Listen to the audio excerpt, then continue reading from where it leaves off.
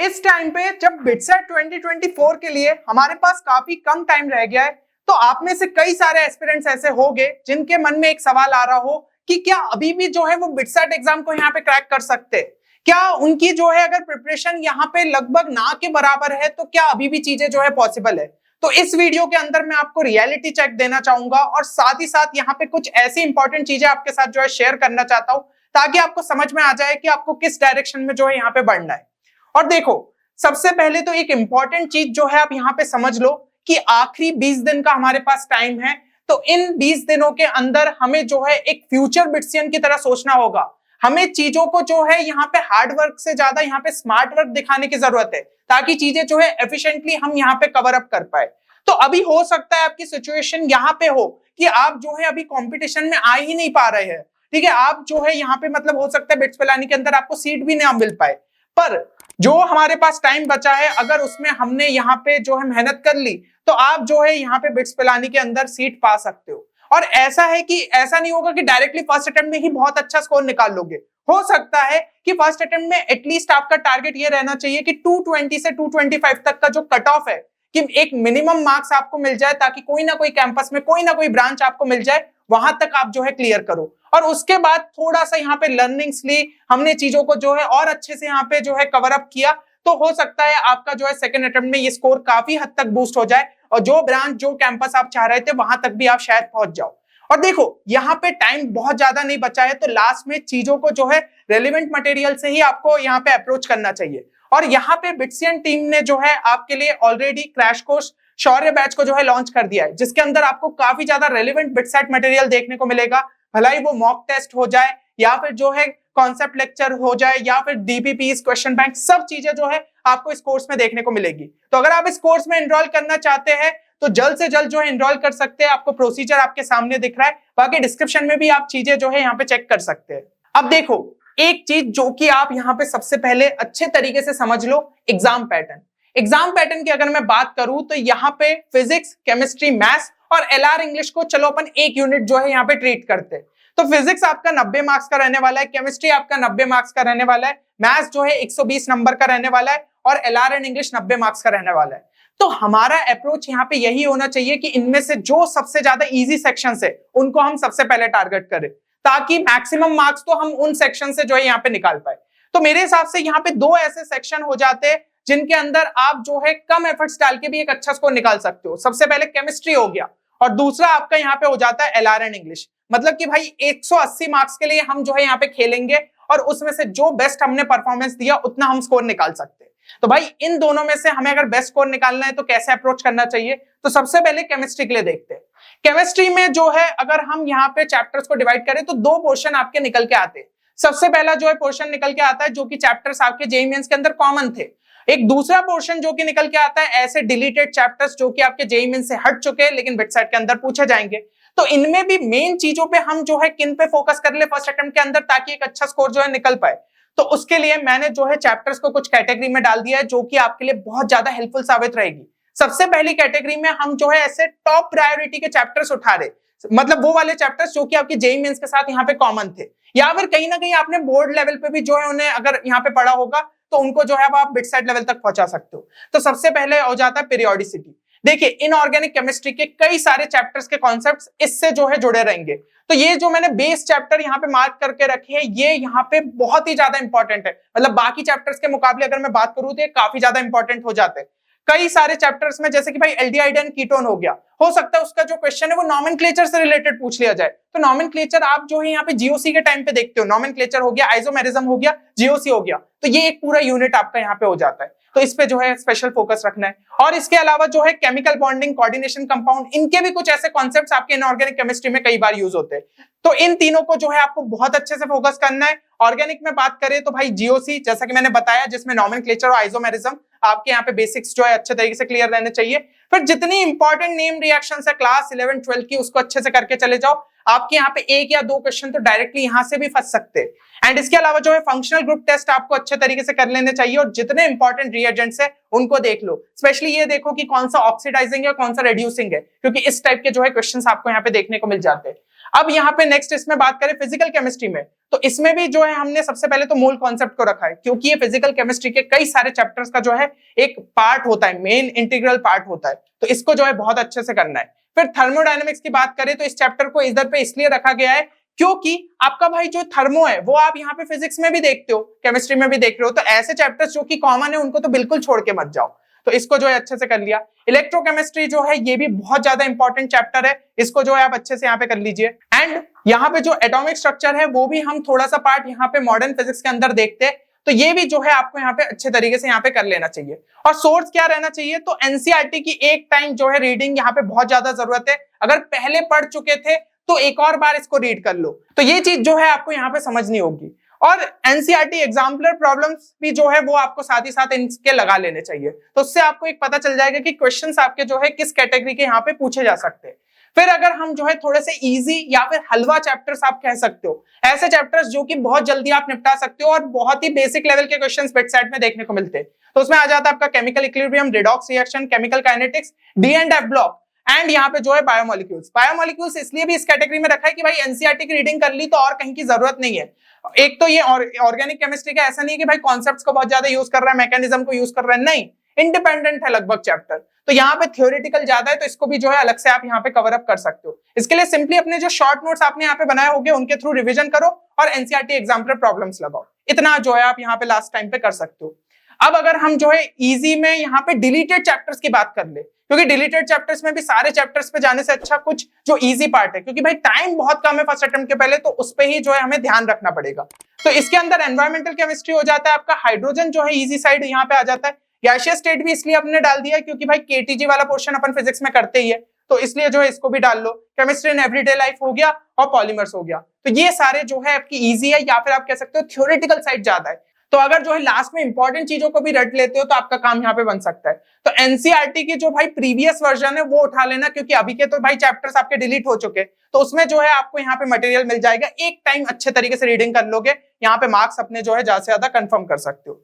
अब यहाँ पे अगर हम जो है रिमेनिंग चैप्टर्स की बात करें तो उसके अंदर भाई फॉर्मूलास, इंपॉर्टेंट रिएक्शंस, कॉन्सेप्ट्स, ये सब चीजें जो है आपको एक बार नजर डाल लेनी चाहिए। नजर डालने की बात कर रहा हूं, ऐसा नहीं कि आप डिटेल में जा सकते हो, एक थोड़ा सा फास्ट अगर आपने देख लिया कि क्या क्या चीजें इंपॉर्टेंट है, अगर आपके शॉर्ट नोट्स ऑलरेडी प्रिपेयर्ड है तो उनके थ्रू जो है आप रिवाइज कर सकते हो, तो इस तरीके से केमिस्ट्री में एक जो है आपका डिसेंट लेवल पे स्कोर पहुंच सकता है। अब अगर हम एलआरएन इंग्लिश की बात करें तो यहाँ पे एलआरएन इंग्लिश में टारगेट रखो कि 90 में से 75 तो जो है लाना ही लाना है, ठीक है, क्योंकि 75 का स्कोर जो है बहुत सारे स्टूडेंट्स यहाँ पे ला पाते हैं और तभी जाके उनका स्कोर एक अच्छे स्कोर में कन्वर्ट हो पाता है, तो इस पे फोकस करिएगा।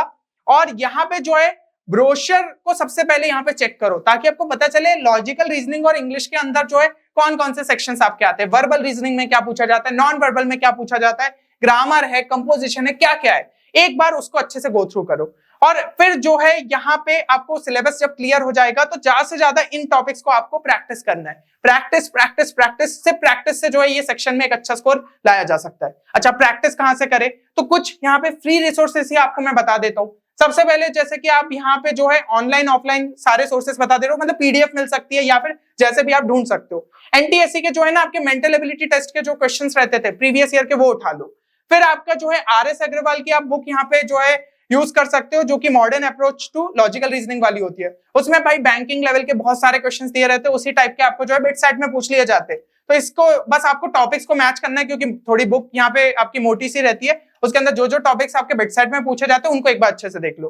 फिर आपके जो है इंग्लिश के लिए बात करूं तो बोर्ड के पेपर्स देख लेना क्लास 10th के, अभी क्लास 12th के भी आप उठा सकते हो, पर 10th के थोड़े और ज्यादा आपके लिए रेलिवेंट हो जाएंगे, और उतने बड़े पैसेजेस वैसे पूछे नहीं जाते, पर जो आपके यहाँ पे रीडिंग स्पीड है वो अच्छे लेवल पे जो है इंप्रूव हो जाएगी, तो ये चीज आप देख सकते हो। और ग्रामर का भी पोर्शन जो कि पूछा जाता है वो भी आप जो है यहाँ पे और अच्छे से प्रैक्टिस कर पाओगे। वोकैब को स्ट्रॉन्ग करने के लिए ये एक बुक है जो कि आप यहाँ पे रेफर कर सकते हो, तो इसमें से कुछ आपको रूट वर्ड समझ में आएंगे कि कैसे देखे जाते हैं, और तो जितना मतलब बुक को जो है अच्छे से अगर आप यहाँ पे पढ़ लो तो वो आपको जो है यहाँ पे फायदेमंद साबित होगी। पर यही चीज है कि आपको अलग अलग यहाँ पे सोर्सेज रेफर करने पड़ेंगे, फिर अपना जो काम का चीज है उसको जो है ढूंढना पड़ रहा है, तो ये सब चीजें उतने अच्छे से स्ट्रक्चर्ड मैनर में नहीं मिल पाती है। तो यहाँ पे अगर एक स्ट्रक्चर्ड कोर्स आप ढूंढ रहे हैं तो हमारा ऑलरेडी जो है एलआरएन इंग्लिश का रैंकर्स बैच आप सभी के लिए लॉन्च है, जो कि बहुत ही ज्यादा नॉमिनल कॉस्ट पे, यहाँ पे आपको जो है स्पेशल डिस्काउंट ऑफर भी मिल जाएगा, एक बार आप डिस्क्रिप्शन जरूर चेक करिएगा। तो इसके अंदर आपको जो है यहाँ पे प्रॉपर तरीके से लेक्चर्स, जहाँ पे जो जो वैरायटी के क्वेश्चंस पूछे जाते हैं वो भी कवर अप है, देन यहाँ पे जो है आपको प्रैक्टिस शीट्स भी मिल जाती है एंड सेक्शनल मॉक टेस्ट भी मिल जाते हैं लॉजिकल रीजनिंग और इंग्लिश के लिए। तो ये सब आप करके जाते हैं तो आप लॉजिकल रीजनिंग और इंग्लिश के लिए बहुत हद तक जो है अच्छे तरीके से यहाँ पे तैयार रहेंगे। अब अगर आप इन दोनों सेक्शंस पे यहाँ पे अच्छे से वर्क कर लेते हो, एलआर एंड इंग्लिश हो गया, केमिस्ट्री हो गया, तो कम से कम 130 से 140 मार्क्स जो है हम यहाँ पे कंफर्म कर पाएंगे, क्योंकि ये दोनों पोर्शन जो है थोड़ा इजियर साइड पे और अपन जितना मैक्सिमम करके जाएंगे उतना बेटर यहाँ पे स्कोर कर लेंगे। तो ये दो सेक्शंस हमारे लिए जो है सबसे ज्यादा यहाँ पे पहले इंपॉर्टेंट रहेंगे। अब हम चलते हैं बाकी सेक्शंस पे। तो यहाँ पे पहले अब जो है फिजिक्स की बात कर लेते। फिजिक्स के अंदर जो है दो कैटेगरी मैंने बांट दी है, एक है थ्योरेटिकल चैप्टर्स और एक है न्यूमेरिकल चैप्टर्स। क्योंकि आपको फिजिक्स में ये चीज मान के चलिए, ऐसा नहीं है सिर्फ केमिस्ट्री में ऐसा होता है कि थ्योरेटिकल पूछे जाते हैं और न्यूमेरिकल, वहां तो थ्योरेटिकल ज्यादा होते हैं क्योंकि वहां इनऑर्गेनिक केमिस्ट्री आ जाता है, तो उसमें न्यूमेरिकल्स तो ना के बराबर बनते हैं। फिर आपका जो है ऑर्गेनिक में भी यहाँ थ्योरेटिकल आ जाता है, इवन फिजिकल में भी थ्योरेटिकल आ जाता है, लेकिन फिजिक्स में जो है थ्योरेटिकल चैप्टर्स थोड़े कम होते हैं और फिर जो है आपका न्यूमेरिकल्स यहाँ पे ज्यादा पूछे जाते हैं। तो थ्योरेटिकल चैप्टर्स की अगर मैं बात करूं तो कुछ यहाँ पे हमने जो है लिस्ट आपके लिए बनाई है, इनको तो ध्यान से जो है एक बार एनसीईआरटी से पढ़ लो। जैसे कि मॉडर्न फिजिक्स हो गया, न्यूमेरिकल से ज्यादा जो है यहाँ पे थ्योरेटिकल चीजें पूछ ली जाती है, तो इसको जो है एनसीईआरटी से एक बार अच्छे से रीड दे दीजिएगा। फिर आपका जो है ईएम वेव्स, ये चैप्टर भी लेके बैठोगे तो 1.5 से 2 घंटे में जो है बहुत आराम से पूरा फिनिश कर सकते हो विद क्वेश्चंस, और एनसीईआरटी से रीड दोगे तो और जल्दी जो है आपका यहाँ पे सॉल्व हो जाएगा। फिर जो है सेमीकंडक्टर भी आपको जो है जरूर से एक बार रीड कर लेना चाहिए। हीट एंड थर्मो जो है यहाँ पे देख लीजिए, हीट एंड थर्मो में दोनों टाइप के पूछे जाते हैं, न्यूमेरिकल्स भी और थ्योरेटिकल भी, लेकिन यहाँ पे जो है देखने को मिला एप्लीकेशन बेस्ड क्वेश्चंस काफी जो है बिटसेट के पिछले सालों में पूछे गए, तो एक बार एनसीईआरटी को अच्छे से आपको जो है जरूर देख लेना चाहिए। फिर मैकेनिकल प्रॉपर्टीज ऑफ सॉलिड्स हो गया, फ्लूइड्स हो गया, इसमें भी जो है थ्योरेटिकल चीजें आपको काफी देखने को मिल जाती है, एंड वेव ऑप्टिक्स। तो यहाँ पे मेरे हिसाब से इन सबको एक बार आपको एनसीईआरटी से रीड जरूर देना चाहिए। आप फॉर्मुलेस भी वहीं के वहीं जो है आपके रिवाइज हो जाएंगे, तो ऐसा तो है नहीं कि सिर्फ आप जो है थ्योरी यहाँ पे देख रहे हो, फॉर्मुलेस भी आपको समझ में आएंगे, उसके अंदर के जो सॉल्व एग्जांपल है वो भी एक बार नजर डाल लेना। तो ये सभी चैप्टर्स इंपॉर्टेंट रहेंगे एंड लास्ट में जो है एग्जाम्पलर क्वेश्चंस यहाँ पे आपको जो है प्रैक्टिस कर लेनी चाहिए। फिर अगर हम बात करें तो यहाँ पे जो है कुछ चैप्टर्स है जो कि काफी ज्यादा आपको इजी पड़ेंगे बिटसेट के लिए भी, और ऐसे भी अगर आप जो है यहाँ पे सॉल्व करने की कोशिश करोगे तो यूनिट एंड डायमेंशन हो गया, काइनेमेटिक्स हो गया, आपका ऑसिलेशंस हो गया, फिर centre of mass and collision. तो इसके तो भाई सिंपली अपने शॉर्ट नोट्स के थ्रू रिवाइज करो और एग्जाम्पलर क्वेश्चंस ज्यादा से ज्यादा प्रैक्टिस कर लो, तो ये इजियर साइड पे हमें जो है इजी नंबर यहाँ पे दिला सकते हैं। अब इसके अलावा जो एक पोर्शन आपका बड़ा सा बचता है इलेक्ट्रोमैग्नेटिज्म, तो देखो अभी टाइम हमारे पास कम है, हमें जो है एफिशिएंटली वर्क करना है, मैंने पहले ही आपको वीडियो के शुरू में बताया था। तो इलेक्ट्रोमैग्नेटिज्म के बस जितने इंपॉर्टेंट फॉर्मूले से ग्राफ्स है वो एक बार बस अच्छे से देख लो, अगर उसके बेसिस पे क्वेश्चन बन गया तो ठीक है, नहीं भी बन पाया तो अपन फिजिक्स में जो है एक बेटर स्कोर कर ही लेंगे, क्योंकि अगर बाकी पोर्शन को आप अच्छे तरीके से करके जाते हो और इसमें से ऑलरेडी जो पोर्शन आपका स्ट्रांग होगा, जैसे बोर्ड टाइम पे पढ़ा था तो वो बहुत ज्यादा स्ट्रांग अगर आपको लग रहा है, या फिर जो है आपका यहाँ पे जेईई मेंस में आपको लग रहे थे कि ये चैप्टर ज्यादा स्ट्रांग है, तो उनको एक बार अच्छे से रीड दे सकते हो। ये चीज हो गई। फिर आपका जो है रे ऑप्टिक्स के लिए भी सेम चीज आप कर सकते हैं, क्योंकि चैप्टर बड़े है भाई, ये अभी जो है इस टाइम पे पढ़ने में हमें काफी ज्यादा टाइम यहाँ पे कंज्यूम कर लेंगे, और मैकेनिक्स के जो रिमेनिंग पोर्शंस है उनके लिए, तो इनके लिए मैं यही कहूंगा फॉर्मूले से एक बार अच्छे से देख लो और टाइम मिले तो एनसीईआरटी एग्जाम्पलर प्रॉब्लम्स यहाँ पे आप प्रैक्टिस कर सकते हो। अब अगर हम जो है यहाँ पे लास्ट सेक्शन की बात कर ले, दैट इज मैथ्स। वेटेज सबसे ज्यादा है पर टाइम भी उतना ही लगेगा, क्योंकि इसमें क्वेश्चंस प्रैक्टिस से ही काम होता है, उसके अलावा जो है हमारा काम ही नहीं हो सकता। फिर भी कुछ चीजें जो है मैंने आपके लिए यहाँ पे निकाली है कि भाई 20 दिनों के अंदर हम उस चीजों पे जो है फोकस कर ले।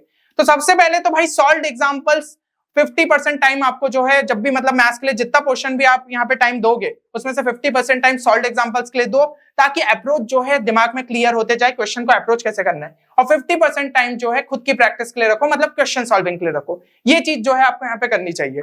तो इसके अंदर जो है पहले तो सबसे पहले ये इजी चैप्टर्स आपके हो ही जाना चाहिए, क्योंकि देखो हो सकता है मुश्किल चैप्टर्स के लिए आप इतना ज्यादा देख नहीं पाओ, या फिर जो है आपको टाइम नहीं मिल पा रहा, तो वहां पे फॉर्मूले से भी काम हो जाएगा, लेकिन इनको जो है एक बार अच्छे से देख लो कि इनमें कैसा भी क्वेश्चन आए अपन जो है सही करके आ रहे। तो इसके अंदर हो जाता है quadratic equation, sequence and series, LPP. जो एलपीपी भाई ये बात मानना कि एलपीपी से आपके जो है किसी किसी शिफ्ट में 3 से 4 क्वेश्चन भी पूछ लिए, तो बिटसेट ना थोड़ा सा ऐसा रहता है कि कोई शिफ्ट में किसी से बहुत ज्यादा क्वेश्चन पूछ लिए, किसी से कम। इसलिए मैं कहता हूं मैक्सिमम सिलेबस करके जाओ।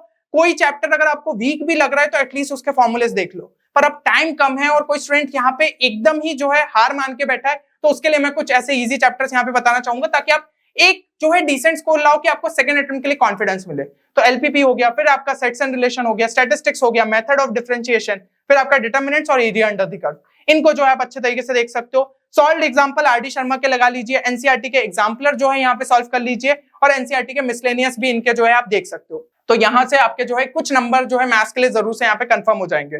बाकी ये चीज जो है आपको बहुत अच्छे से कर लेनी चाहिए। आपके हो सकता है डायरेक्ट भाई फॉर्मूला बेस्ड क्वेश्चंस यहाँ पे जो है उठ के आ जाए, तो इसके लिए सिर्फ अगर आप सॉल्व्ड एग्जांपल्स भी अच्छे से देख लेते हो, हर फॉर्मूले का अप्रोच आपको क्लियर हो जाता है, तो आपका काम हो जाएगा। क्या करना है, वेक्टर एंड 3D में काफी सारे फॉर्मूलेस है, तो एक बार आरडी शर्मा उठाओ, सॉल्व्ड एग्जांपल्स चालू कर दो, देखना। ठीक है, एक क्वेश्चन ऐसा कर सकते हो, हाइड किया आपने, समझा अच्छा इस तरीके से जो है अप्रोच रहेगा, फिर दूसरा क्वेश्चन खुद से जो है ट्राई करने का सॉल्व किया। तो ये है, एक क्वेश्चन देखा, अप्रोच समझा, खुद से दो स्टेप्स लिखी, फिर दूसरे को हाइड किया और अपने से ट्राई किया। ये जब बार बार इन पे करोगे प्रैक्टिस, तो कुछ के अप्रोचेस बहुत अच्छे से दिमाग में सेट हो जाएंगे। डायरेक्ट क्वेश्चन अगर जो है एग्जाम में आपको देखने को मिलता है, जो कि होता भी है मैथ्स में, तो वो चीज जो है आप बहुत इजीली कर लोगे। ठीक है, फिर इसके अंदर जो है आपके 2D फॉर्मूलास, तो 2D ज्योमेट्री के जो जो फॉर्मूलेस है उनको आपने अच्छे से देख लिया। कई सारी इंपॉर्टेंट प्रॉपर्टीज होती है सर्कल्स के अंदर, पैराबोला के अंदर, तो डायरेक्ट प्रॉपर्टी बेस्ड क्वेश्चन आ जाते हैं। एग्जाम में टाइम नहीं रहता कि डिराइव करे, तो ऐसी जो प्रॉपर्टीज आपने अगर जेईई मेंस के टाइम पे पढ़ी है, आपने अलग से लिखी है, उनको जो है अच्छे तरीके से देख लेना। फिर स्टैंडर्ड इंटीग्रल के जो जितने भी फॉर्मूलेस है डायरेक्ट पूछ लिए जाते हैं कि भाई ये स्टैंडर्ड इंटीग्रल का क्या रहेगा आंसर, तो क्यों छोड़ के जाना ऐसे, क्योंकि दूसरे स्टूडेंट्स तो यहाँ पे इजी नंबर निकालेंगे, हम जो है छोड़ के जा रहे हैं, तो सबसे बड़ी गलती कर रहे हैं। फिर यहाँ पे जो है ना स्टैंडर्ड लिमिट्स भी आप कर लेना, यहाँ पे मैंने मेंशन नहीं किया, बट स्टैंडर्ड लिमिट्स भी जो है आपको कर लेनी चाहिए, क्योंकि हो सकता है इस पे भी डायरेक्ट क्वेश्चन आपको देखने को मिल जाए। फिर डेफिनेट इंटीग्रेशन की जितनी प्रॉपर्टीज है उनको जो है आप अच्छे से यहाँ पे देख लेना। मैट्रिसेस की जितनी इंपॉर्टेंट प्रॉपर्टीज है, भलाई वो एडजॉइंट की हो, इनवर्स की हो, उन पे जो है डायरेक्ट क्वेश्चन पूछे जा सकते हैं, या फिर ऐसे भी क्वेश्चन पूछ लिए जाते हैं। अब तो ये बताओ भाई ए बी का इनवर्स यहाँ पे क्या रहेगा, अब ये तो प्रॉपर्टी बेस्ड क्वेश्चन है, फिर भी स्टूडेंट्स कभी कभी गलत करके आ जाते हैं। तो इसलिए मैं कह रहा हूं कि इस टाइप के क्वेश्चंस जो है अच्छे तरीके से कर लीजिए। ट्रिग्नोमेट्री के जो है फॉर्मूलास और प्रॉपर्टीज आपको जो है अच्छे तरीके से यहाँ पे देखनी चाहिए, तो ये पोर्शन जो है जरूर से यहाँ पे कर लो। ठीक है, यहाँ पे सॉल्व्ड एग्जांपल्स जो है हेल्प लो, ताकि अप्रोच जो है उनके आपके अच्छे तरीके से क्लियर हो। तो मैथ्स का भी अपन काफी सारा पोर्शन मतलब फॉर्मूला बेस्ड तो अच्छे तरीके से करके जाएंगे। अब जो आपका एकदम डिफिकल्ट साइड है, तो वो थोड़ा सा आपको जरूरत रहती है कि थोड़ा मतलब आपको मेंस से नीचे लेवल की जो है कम से कम अंडरस्टैंडिंग हो। तो हम जो है एटलीस्ट अपने फंडामेंटल्स को यहाँ पे अच्छे तरीके से जो है क्लियर करके जाना चाहते हैं। और एक मैथ्स में चीज जो कि आपको बहुत ज्यादा हेल्प कर सकती है, वो है स्मार्ट मेथड्स। ठीक है, मैथ्स में आपकी स्पीड को इंप्रूव करने के लिए ऑलरेडी हमारी जो है यहाँ पे रैंक बूस्टर सीरीज आपके लिए चल रही है। 10 के आसपास जो है वीडियोस आ गए और रोज जो है यहाँ पे अपलोड होते ही जा रहे हैं, तो आपको पता चलेगा कि स्मार्टली क्वेश्चंस में कैसे सोचना है और क्वेश्चंस को और जल्दी कैसे सॉल्व करना है। तो अगर आपने अभी तक ये प्लेलिस्ट चेक नहीं की है, तो डिस्क्रिप्शन में लिंक मिल जाएगी, जरूर से जो है इसको चेक करिएगा।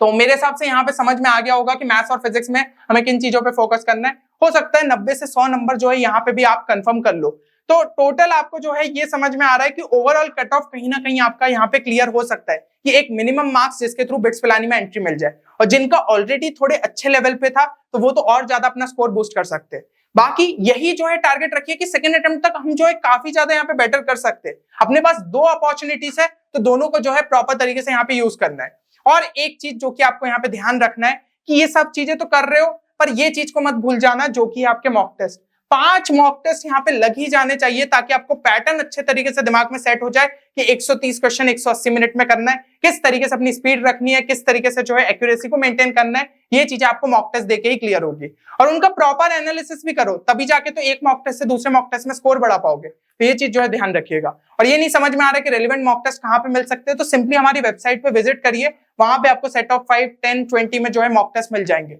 तो यहाँ पे जो है दोनों ही अटेम्प्ट के लिए आपके लिए बहुत ज्यादा जो है हेल्पफुल साबित होंगे। तो मेरे हिसाब से सारी चीजें जो है यहाँ पे क्लियर हो गई है। अब एक चीज जो है कमेंट सेक्शन में जरूर मेंशन करना कि फर्स्ट अटेम्प्ट के लिए आप टारगेट स्कोर क्या लेते हुए चल रहे हो। देखो, जेईई मेंस में जो हुआ उसको भूल जाओ, कोई को आप जो है यहाँ पे जवाबदार नहीं रहोगे अपने रिजल्ट के लिए, आप खुद के लिए जवाबदार हो। तो आपको यहाँ पे सारी रिस्पॉन्सिबिलिटी खुद के लिए लेनी चाहिए। ठीक है, वहां पे गलतियां हुई, लेकिन बिटसेट एक डिफरेंट एग्जाम है और उसके अंदर आप कई गुना जो है बेटर यहाँ पे स्कोर कर सकते हो। चलिए, उम्मीद करता हूँ इस वीडियो से आपको क्लैरिटी मिली होगी। मिलते हैं अगले वीडियो में, तब तक के लिए take care and good bye.